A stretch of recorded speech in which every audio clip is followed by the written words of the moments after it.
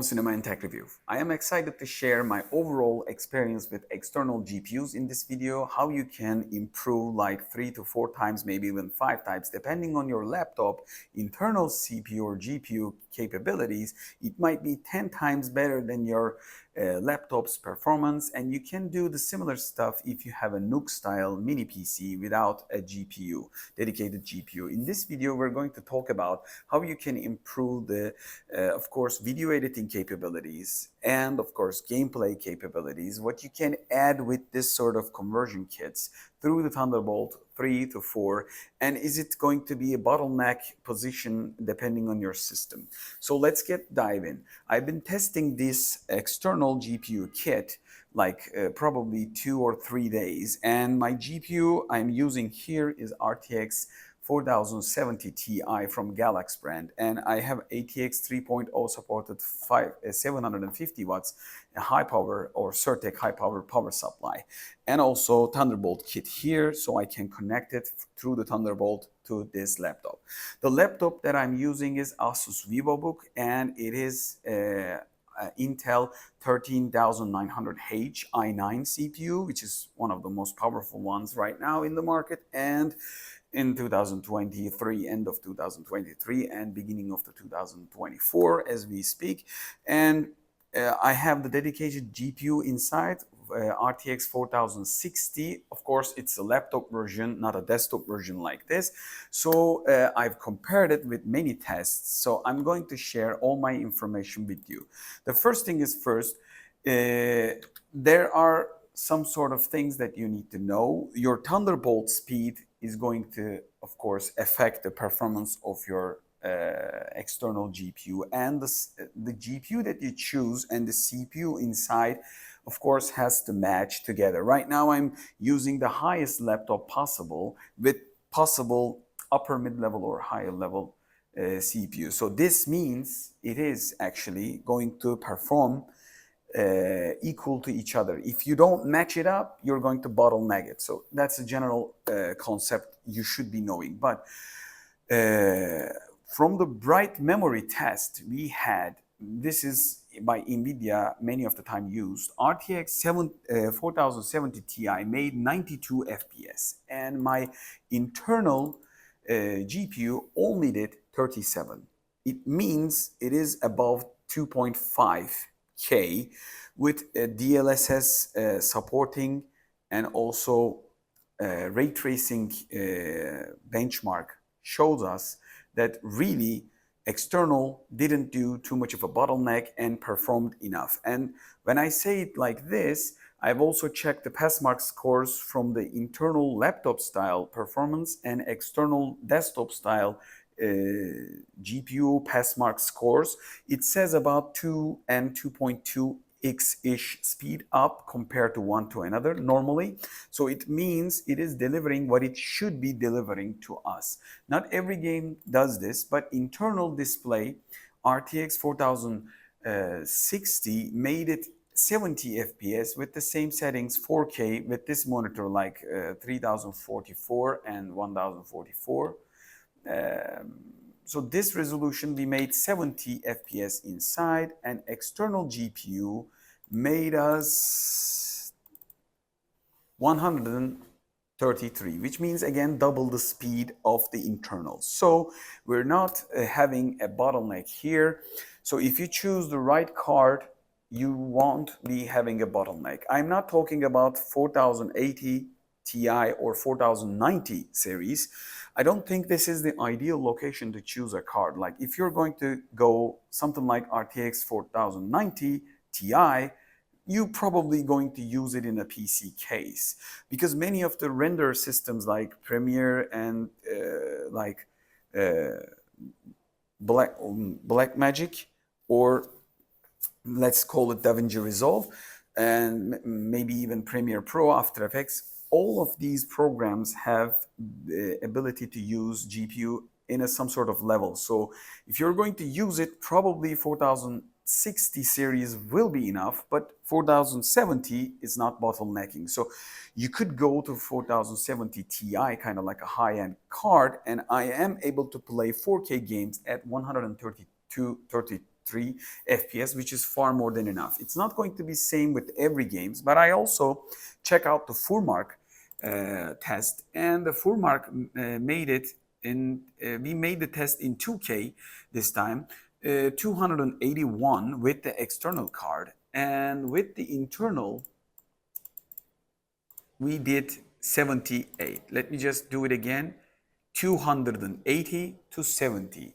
It is around 4 times faster. So it depends on how much app can use the GPU, and also how much they can use the data transfer speeds of the Thunderbolt port. It's about your controller, it's about your hardware.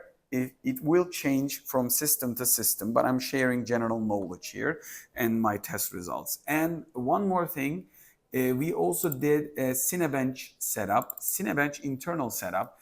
Our internal 4060 made it 8100 score points in the 2024 Cinebench, and our external direct connection made it 16,749. So it means we double the speed of the Cinebench. So it will be effective on the Blender, Cinebench style apps, and probably 3D rendering and designing stuff a lot. And I'm going to talk about detail of this because this is one of my expertise. I've been video editing and shooting stuff over 15 years with a couple of studios. So what you're going to get is, against the inside internal GPU, which is a quite powerful GPU, again, double it. So it will affect your workflow. If you're going to work 8K or 4K footages with the tough codecs, GPU will definitely help you along the way. And if you're going to do tracking multiple layers of video editing, not like the Premiere, but maybe like the After Effects and again a Blender style apps, it will affect the performance huge. And I'm going to come the laptops without the GPU. That's the whole part of it, I know, but even if you do have a powerful laptop, you might be considering, instead of upgrading your laptop, adding an external GPU, because you're going to be able to change the GPU later on. And if you ever want to upgrade your laptop with the Thunderbolt 5 supports, because it's announced, you're going to have the ability with a more bandwidth, probably at least, because we know that Thunderbolt port uses the back and forth, and it's right now the half speeds of the total Thunderbolt. It might be possible for us with the Thunderbolt 5 to use all the, at least Thunderbolt 4 speed with a single lane going back and forth, that data transfer. So it will probably increase the usability of higher cards like 4090 Ti and stuff like that. Let's go back and why you should be thinking about this setup, because it's not going to be cheap. But let's just face it, if you buy a computer, you're not going to change it for 3 to 4 years, at least 2 years and above.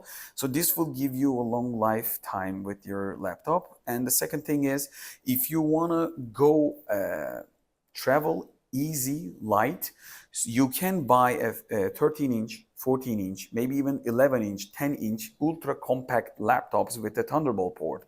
And you're going to do your work in a daytime like light works, not GPU intensive work. And when you go home, you can just plug this in and start video editing and composing, and also like game playing capabilities of your device. So you're not going to enjoy, but also you're going to keep your laptop light as possible on the travel side of things. And one more thing, I just want to mention, I bought a Huawei laptop before this, Asus, without a GPU, and I thought I could connect it to this. But this unit hasn't arrived me like a 1 month space, and I had to change my laptop again. So I went from Huawei to this Asus laptop because of the internal GPU. If you don't have a dedicated GPU, you can't even play 4K footages, even if you do the playback resolution quarter or maybe even 8 times smaller than the actual resolution itself. Let me just tell you, I bought a Huawei laptop, again, repeating, same CPU, Intel 1300 9000 i9 series, but it was just having a dedicated internal Intel GPU inside, not dedicated GPU like NVIDIA or AMD. So it was lacking the performance. It couldn't even make the playback, not even, I'm not talking about editing and stuff, not tracking anything, not exporting times. Let me just give you an example. With the Intel dedicated GPU, probably the time about the same project, one is with the GPU inside 50 minutes, one is 1 hour 40 minutes compared to this. This will be life-changing setup if you are video editing, sound editing, using the GPU. That is not the only case, by the way. So we are going to get huge amount of performance. Some people say it's bottlenecking. I am saying that if you choose the right card and the right CPU combination, and if you don't go extremes like 4090 series, you're not going to have a bottleneck, but you definitely have to have a good CPU to back it up. So you can combine like 2 to 3 year old good laptop with internal good CPU, but without the GPU. You can add RTX 3000 series, maybe even RTX 2000 series in the second hand. So if you have a PC, you might be considering this setup for your laptop at the office. You might be changing the life of your laptop and adding a huge amount of compatibility.